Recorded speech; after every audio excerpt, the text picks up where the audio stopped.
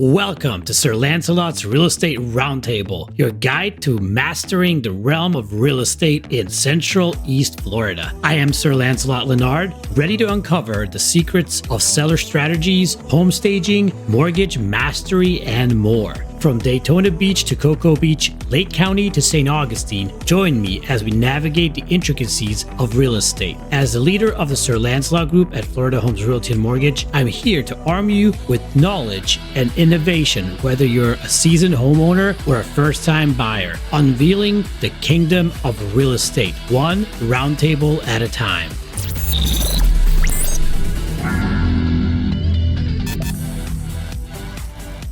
I would like us to give a warm welcome to the one and only, and one of my oldest friends and mentors in real estate, a wealth of knowledge, Monica Meszaros. Welcome to the podcast. How are you doing today? Tell me a little bit about yourself. I'm doing well. How are you?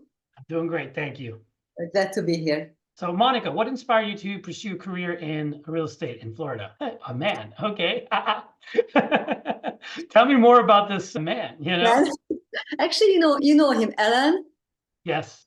We met him, I think, maybe once. I spoke to him on the phone many years ago. Anyway, I was basically fresh from Hungary in the States, right? And I was working as a waitress. And I met with this man, Alan, and we started to date. And he was a realtor, and he was doing investments. And he says to me, listen, since you're not working, because he asked me to quit my job, why don't you get your license and we can work together and you can make money? I said, oh, what a great idea. And that was 20-something years ago. And one thing led to the other, and now you've been in real estate for so long.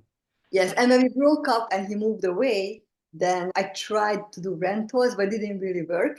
But when 2002, 3, 4 came around, and I was working in a country club, a nice fancy one, as a bartender. And I see all these realtors are coming in all dressed up, with clients, with paperwork, signing contracts, every single day. The boom, 2002, 3, 4. Yeah. Okay, there's something going on. I quit my job in 2003, and then since I'm full-time. Yes. A lot of years being full-time realtor, Yes. I met Monica about 8 years ago. Was it 8 years? No, 7 years ago. And yes. Keller Williams back then, she was one of the coaches. Sorry. I'll tell you why, because I think I left Keller Williams about 6-7 years ago. Okay, it was more than that. Oh, yeah. Yeah. Wow. So we've known each other for quite a bit now. So yeah, I started with Keller, and she was one of the trainers, and I teamed up with her, and she taught me the ropes. We went on listing appointments together and all that stuff. And it was my first real mentor in many things. So that was awesome. And I'm super happy to have you here on the podcast right now and share the wealth of knowledge you got. We're going to be talking about a lot of cool stuff like BPOs and other things that are not really talked about in our business as much. Everybody's like opening the doors, this and that. But let's dive into it and let's see what you got for us today. So how does the current real estate market compare to the beginning of the year? That was one of the things you wanted to talk about. So tell me about it. It's amazing. The real estate market is always amazing. It's always either going up or going down or amazingly doing nothing. But it's always amazing. So today's market, very interesting. Seriously. I noticed that beginning of the year was super good. A lot of movement, considering how little inventory we have. And I talk about only South Florida, like Palm Beach, Broward, and Miami. Everything what went on the market was priced well. Within 30 days, it was gone. But I noticed a shift in April in our market. And it's nothing really selling right now. But we do not have, let me rephrase it. Most neighborhoods has no inventory. When you go to the beach and the condos, yes, there's plenty to choose from. But neighborhoods like Kendall, Doral, Miami Gardens, Plantation, Sunrise, Boca Raton doesn't have much of a single family inventory. Mm-hmm. And even what they have, it sits on the market, even if it's priced well. So I believe people are still waiting for that crash or the interest rates to come down or some miracle. It's an interesting thought that I just had. Can we crash upwards instead of downwards? Like, like what happened in 21, 22, 19, 20, 21, 22. Everybody was like, oh, it's the end of the world. Everything's going to collapse. And we crashed upwards. It just boomed. It was insane. So No, can that happen again? What do you think? Not the same scenario, but can we crash upwards? Like everybody's, oh, we're gonna crash, we're gonna crash, we're gonna crash, and then instead of crashing, we just go on a sales okay. bench. Yeah. Actually, yes. You know why? I think, first of all, South Florida is a very unique market. As you know, it's nothing like New York or Los Angeles or any other part of the country. We are unique. Yes. And we do move with the market in a way. However, I noticed our clients are just different. Yes, we could crash upwards. And you know why I think that? Because if the interest rate, because so many people are sitting on the sidelines, waiting for the interest rate to come down. And what's going to happen if it's indeed come down, right? They're Yeah. going to just flood the market and we still have no inventory. What's going to happen? They are going to bid 5, 6, 7, 10 people in the same house. And you know what happens then, right? Of course. So yeah, we Supply and could demand. Supply and demand. always. I had So this it's conversation very today. interesting to see. Now, okay, it's election year, right? Yeah. Many people think we're gonna have to wait until the election's over. I never really saw it that way. Everybody has their own thought process. So what can you say? What can you do? Exactly. So your prediction is if the interest rates come down, we're gonna have a boom in the market. Yes, yes, yes, because we have no inventory. Yeah. So builders are not fast enough, or they have slowed down production because of the high interest rates and all the other things that are going on in the market. The buyers are holding back on going out and buying. So they're holding back on building, which means that inventory is still not growing fast enough for what the demand is actually going to be once interest rates start going down. Now, what do you think about interest rates? Just a quick What do I question. think about the interest rates? Well, it's an election year. So my opinion is it always somewhat has politics involved in it. We try to say it doesn't, but I think that because it's an election year, we'll probably see interest rates come down closer to election times because every president, no matter if it's A or B president, it doesn't matter who it is, all that they want is going to get reelected or someone that in their party to get elected. So they always try to make it the most favorable for the people living outside. They're going to lower gas prices are going to come down. I'm pretty sure he's going to do as much as he can to make him look better just before the election time. And I think interest rates is one of those things that's going to happen as well. So I'm very confident to talk about the market because, as you mentioned, the BPOs. Yes. The broker price opinion. I've been completing them since 2008 when the market crashed. That's when I got into BPOs on the side, right? And BPOs are really the true indicator how the market moves. Because I can see, I do BPOs in Broward and Miami. So I see many different neighborhoods because of the BPO. And I can really see the market movement. Are we moving? Or do we have inventory? How many days takes to get pending and close a property? So for me, that's always showing me the way, where are we going? And right now we are at standstill. Yes. So let's open up this can of worms here about BPOs. Okay, It's sure. a strategy for pricing, correct? I mean, there's a lot of agents out there that just pull a CRM, CMA, they just pull it off the internet, and that's the price. We're going to put the house up for this is the number, you know, the computer did all the work, et cetera, et cetera. So a BPO is a broker price opinion. It is not exactly an appraisal. But a mini one. Yeah, it's like a mini appraisal done by a professional in the industry, and it is more complex than a CMA is. So it's not just computer data, it is the broker actually going in and digging deep. So talk to me a little bit about it. How does one get all the information that needs to be done for a BPO? And then how do you submit? How do you get into them? You know, open up the whole thing and tell me about it. Okay. The first time I heard about the BPO was in 2007 when the market crashed. And back then I was working for my friend for a builder. And we're doing like amazing volume, right? Everybody was buying new construction, and that was a good time, good years, abundant years. And then one day, like someone just turned the light switch off, and all the buyers disappeared.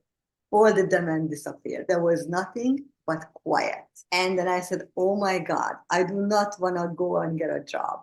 I do anything. I go sell candy, I sold balloons. I just don't want to get a job. Use the freedom, use the good money, right? I mean, you work for someone, usually you don't make, because you have a cap on your paycheck. Correct. Right? So anyways, plus the freedom. So one of my realtor friends says, why don't you do BPOs? I said, BPO what? And then he explained to me. I said, okay, that sounds good. So the next couple of weeks coming, I had nothing to do because my friend closed down his company, right? And I was at home. And I said, okay, so I started to do researching. I read books about it, books, internet ebooks. And I got like about 100 banks and management companies, and they're just like sign up. And 2 weeks later, I started to get like assignments. Oh my God, I was excited. I was so desperate not to go get a job that my zip codes went from Jupiter to Homestead. Oh, right? wow. Exactly. So I got my first assignment in Jupiter. And I was living in Fort Lauderdale at the time, right? Okay, I don't care. You have nothing else to do, right? Yeah. There's nothing else to do. I mean, what I'm gonna do? And then I started to get more and more banks reached out to me, management companies, asset management companies, and I just got into it. And a year later, I was doing like 10, 12 a day, which Wow. translated, over $600 a day, which was great from all of a sudden not having any income, right? For like Yeah. with months, and then all of a sudden. And BP was like, I think as long as I'm in real estate, they will be always there for me because I really learned so much about different markets, different neighborhoods. It just gave me a great market knowledge, confidence, because again, as I said, I completely see where the market is going. So I was doing BPOs really full time until 2011. And then I noticed the market changing. There are not too many REOs anymore because the market was flooded for 3 years. That was just like everything was on REO. But I saw there more listing coming on the market and the prices are going up. I said, you know what? I think it's time to get back into full-time real estate because now we are in a healthy market. Supply and demand is imbalanced because there was so much supply. And yes, there was demand, but the supply was just like overwhelming. And it kind of balanced it out in 2000. And okay, so where should I go? Which company? Because I had my license with a friend, and that's everything happened. How I met you, So doing BPOs, especially in Miami Shores area, I always saw this name, Roman Pavlik, and the listings. I kept thinking, who is this guy? I mean, he must be the king of listings. I would say like 70% of our REO listings was Roman Pavlik. I'd love to meet with this guy, right? And I see the listing Keller Williams Eagle Realty, which was down the street from me. So I marched into the office one day in 2011, and I said, I would like to sign up with you guys, and I would like to join Roman. And the guy said, Richard said, it doesn't work that way. It doesn't hire just agents like that. You cannot join the team. You have to prove yourself. Okay. But I kind of felt I'm practically knowing Roman. I know his listings, I know his area. And long story short, that's how I got back into real estate. And eventually, I think after 6 months, I was on Roman's team. After 6 months, yeah. Yeah. No, go ahead. And from there, I started to do trainings because I was trained by Roman and the Corcoran group in New York. We're like having every week coaching sessions. So, beside my market knowledge now, I know about much more real estate buyers, sellers, and it was just like an amazing growth for me, everything. And then I started to do coaching, and not coaching, but I started to do trainings at the office, and I loved it. And I was mentoring people because that's where my heart is. Helping people to learn, to success, to grow. I think I've achieved that. Yes. Oh my God. Yes. Tenfold. And it all started with you. I didn't have anybody else to listen to. So it was all you basically who directed me which books to read, Yeah. what scripts to learn, and how to talk to people in a way. And it's the gift of gab was with me back then already, but you know, You're blessed. Yes. polishing that to the right way of speaking to people it helped me a lot. I came from Hungary too, guys. So I came 10 years ago, a little bit after Monica, but I was lucky that I was brought up with an American mom and got to speak English at home, so I didn't have an accent. So yeah, and I went to Boy Scouts, et cetera, et cetera. But that's enough about me. More about Monica here. She is our star today. And Roman Pavlik, I remember him. He's an awesome agent, by the way. I think I've been to one of his open houses twice. That was one of the big listings. $9 million. Yes. Yeah, $9 million. I was a new agent, guys. $9 million listing. The chandeliers were $20,000. I didn't even know, I didn't even see 20,000 together in one place yet in my life. And I was like, this is insane. Gold gilded insides. It was amazing. Versace stuff everywhere. Oh my goodness. Yeah. That was something. It was imported marble floors from Italy. It was everything you would think of a luxury listing. And I was just like so amazed. I was like, this is what I want to do. I want to get to this point and list houses like this and sell houses like this. I don't even know if back then, I don't even think they had, it wasn't as popular yet. The TV shows, the $1 Million Listing, this and that. I don't think it was like big on TV yet. So when you get to do stuff like that, free TV looking at it, it is such a different, it's a life changer, you know? And I could thank Monica for the introduction to do that. So without Monica, I wouldn't have been sitting in on an open house like that. And it was, yeah, it was a special thing for sure. So how does one, I know we kind of steered away from BPOs, but how does one start doing BPOs? Because currently our market is a lot slower than South Florida, up where we are, and the other parts of the country, a lot of agents are suffering right now and they don't know how to make ends meet. And I think that this could be a really helpful subject for them to learn about and maybe possibly making, because if I've been approached to do a BPO like once or twice in my career, not that many, but they're offering, I think, 100, 150 bucks, sometimes even $200 now per BPO. So it's somewhat of a decent, you could make a decent income if you could do a couple a day or one a day. You could make a fairly decent income with it. Yeah, so just to correct you, for when you get a BPO from a third-party company, it goes from $50 to $100. When you get a BPO from a bank, that's where it gets a little bit more. That's where you get more money for it. But let's say an exterior BPO, it's about $50, $60, and interior is from $75 to $100. Okay, so exterior, basically drive by, take a picture of the exterior, not even that. Street view, Google Maps, spot, drop So it. you drive by, you take 3 pictures, you drive by, or 7 pictures, depends on the company. Yeah. And but you don't have to go in, you don't have to talk to no one. Yes. Just drive by, snap the pictures, obviously do a visual inspection, make sure there's no tarp on the roof, how is the paint, is peeling, how is the landscape, the fence, so forth and so on, right? And then you make notes. If everything is fine, it's good. If not, then you just make notes. You gotta remember what is off with the building. Okay, and then the interior, you go inside and do basically like an appraisal would. Look at things, make sure everything's in its place. Is there hot water in the property, or you don't even know do that? Okay, tell me, because you're the expert here. Tell me, how does that work? So you want to make sure that any updates, upgrades for the home, or it's completely original. Is the roof okay? Do you see any spots on the ceiling? Are you, as the owner or the tenant, are there any leaks? How is the electric? Any foundation issue they can see? You just ask questions, and they tell you if there's any problem or not. Yeah. And you add it to the list, and you adjust for repairs if it's needed, or upgrades if there are brand new kitchen, brand new countertops, brand new flooring.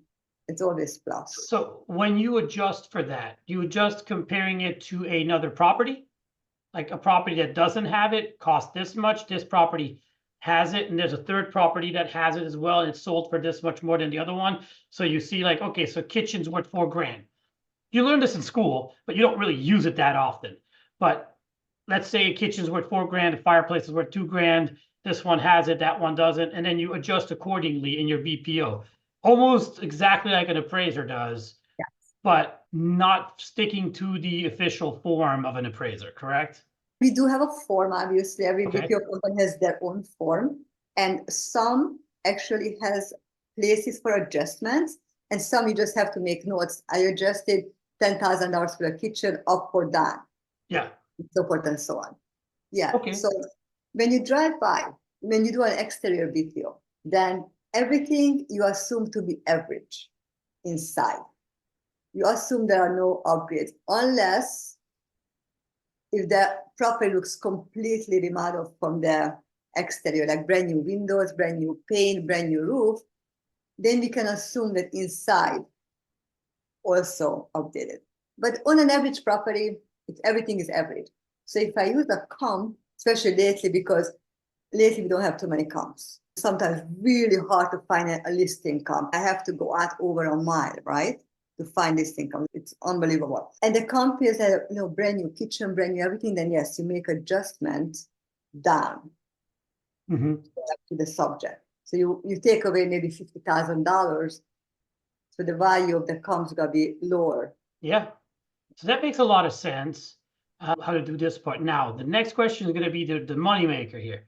How to find the companies to sign up for BPOs. I know you could Google it, probably BPO, how to do BPOs, etc. But there's probably a deeper way of going about it, or how to talk to these people. Is there something that you do specifically, like to get the banks? Because they pay the most money. So you want to get the best deals out there. How would you approach a bank? How do you get a person that's involved in hiring an agent for BPOs? Like, is it like find asset managers in the asset bank. managers? Yeah. And even if you want to go to the REO, right, the bank one, you always have to find the asset managers. Yeah. But for someone who's starting out brand new in a BPO business, I would just suggest go online, Google it, and all the companies I signed up with and more, I just kept signing up, and you will start receiving assignments. So just basically go and sign up with everybody. Yes. No matter what it is, don't care about their names or anything like that. Just that's the only way you're going to actually get a good amount of business out of it. So to get in with a bank, you need experience. Yeah.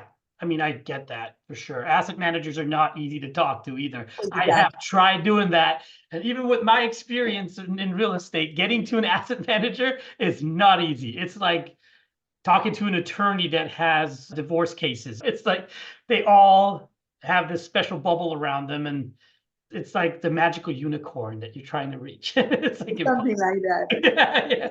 For a quick income, just sign up with companies, but you Google it, because everything I work for is on Google. So you can find them and just take your time. It's gonna take a few days, right? Because you have to enter your name, your company, you have to upload your license, E&O insurance, and choose your areas, zip codes. And you have to do it like once, twice, every single time you start a new company.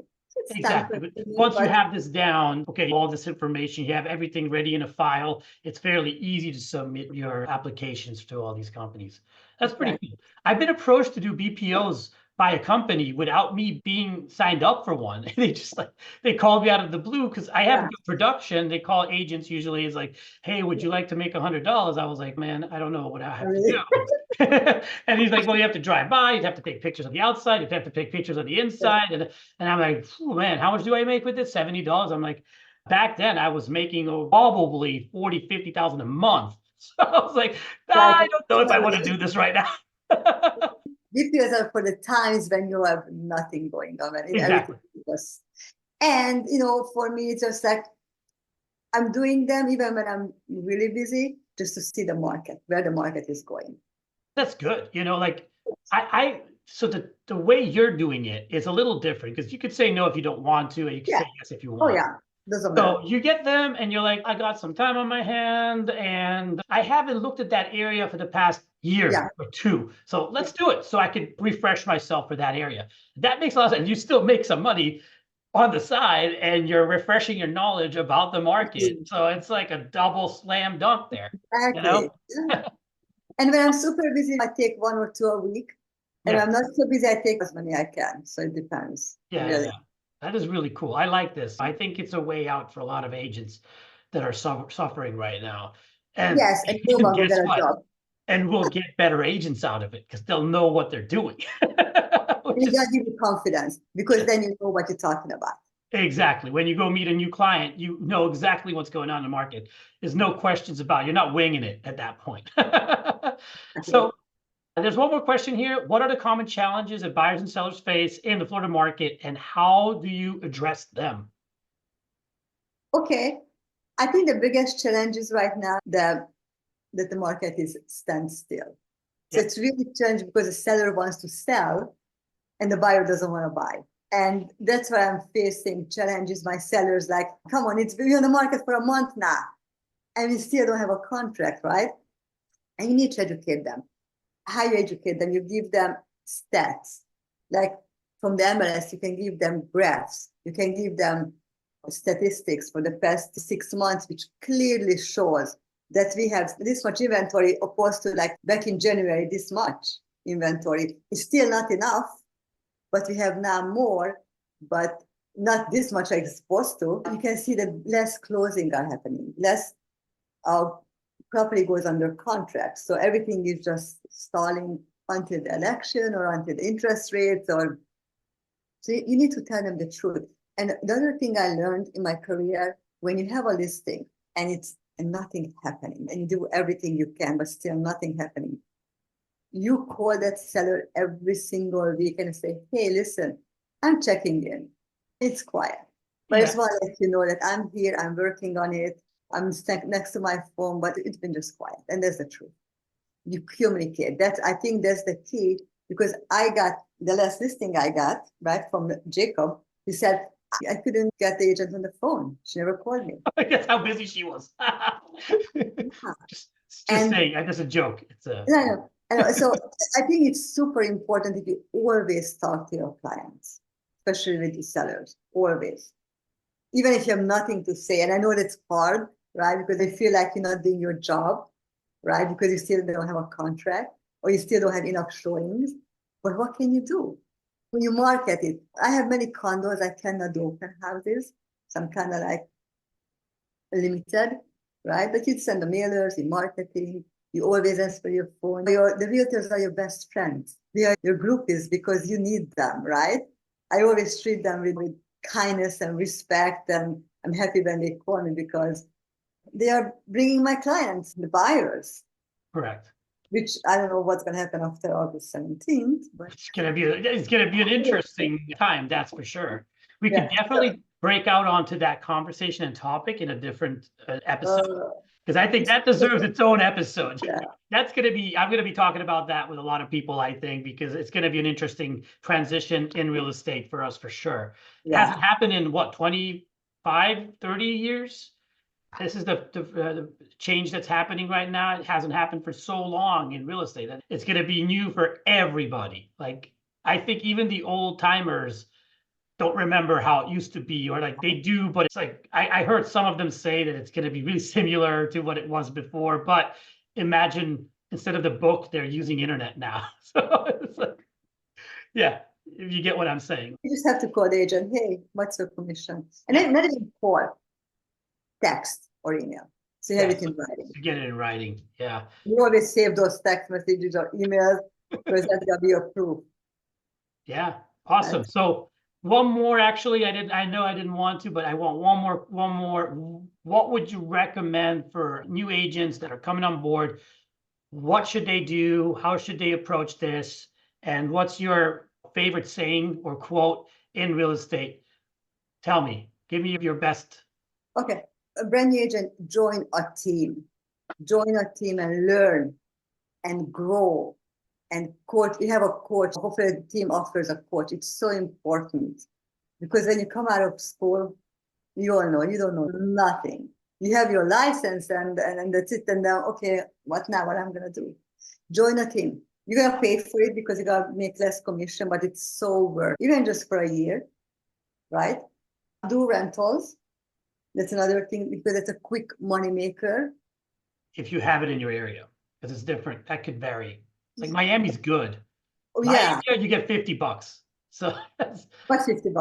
$50 as a tenant representative. That's what they offer here. Ooh, $50. Oh yeah, you didn't know that. So our rental business is mostly is it rental up there? management. Yeah, we don't have one really. It's tough. Miami, it's big. I remember I did my first year, I did 8 or 9 rentals. It was good. Like, And right now the prices are like doubled since. oh yeah, so it's even better. Yeah, for a new agent that just rent something for $3,000. $3,000, you can make a nice enough money to carry you over to the next month and the next month until your first sale. Yeah. So Correct. yeah, Miami, the South Florida is really good with rentals. It's really hot. Prices are high. Inventory is good. So Yeah. I would suggest also learn about, super important. And we should have a conversation about the DISC. Yes. Learn about people. And yourself. Oh, first of all, yourself, yes. But yeah, you're right. And learn how they communicate, so you can communicate with them with the same level, so you can understand each other. I love that. I love that. That is great information. Monica, thank you very much for coming on the show. I really appreciate you being here. And I want to have you again, of course, if you want to join me again, and we can talk about other things down the line. Thank you. I would love to talk about the DISC. I would love to talk about mindset of sellers, especially, and the agents. And anything is possible. It just depends on your mindset. Correct. Thank you, Monica. Thank you, Lancelot. Bye-bye. Bye.